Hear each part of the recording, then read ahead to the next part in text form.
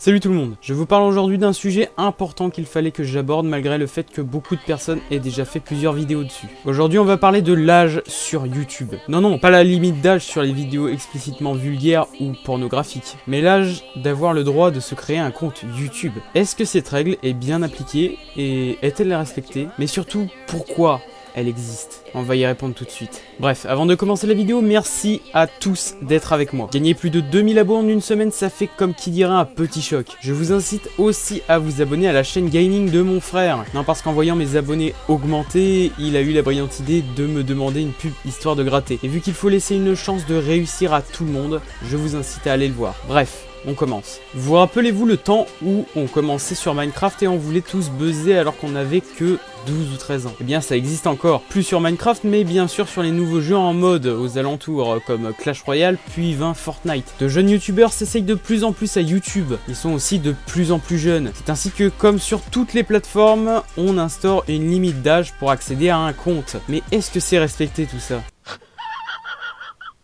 Bon, je vais pas vous faire un dessin, elle n'est pas respectée du tout. À tel point que l'on peut voir des enfants en deçà de 7 ans sur YouTube. Ouais, mais on parle de ça sans réfléchir. Est-ce sans danger ou bien non? Il est con lui, hein.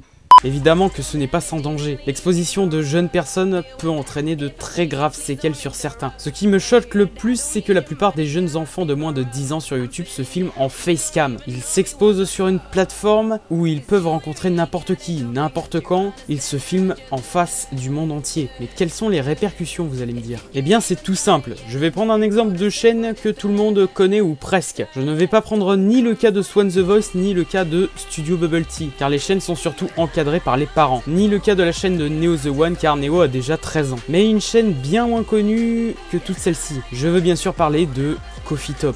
Ce jeune youtubeur a 10 ans, se filme en facecam tout en jouant à des jeux du moment, tout en étant seul et autonome sur sa chaîne. À première vue, cette chaîne n'a rien de cancer sur cette plateforme ni de spécial. Non, pas du tout. Vous avez raison. Une seule chose est différente. Il est jeune, très jeune. En regardant de plus près, on peut voir qu'il rage souvent même en live. Et le fait qu'il soit petit augmente le fait de quoi?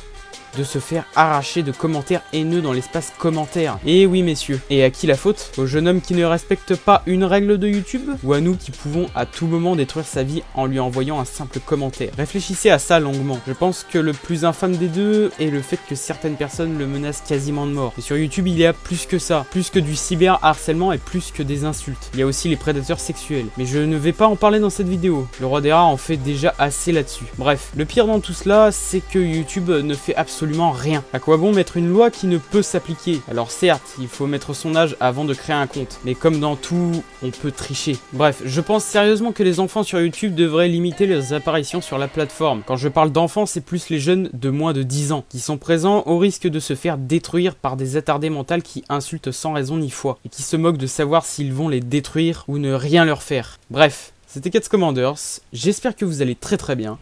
Moi en tout cas, je suis au mieux.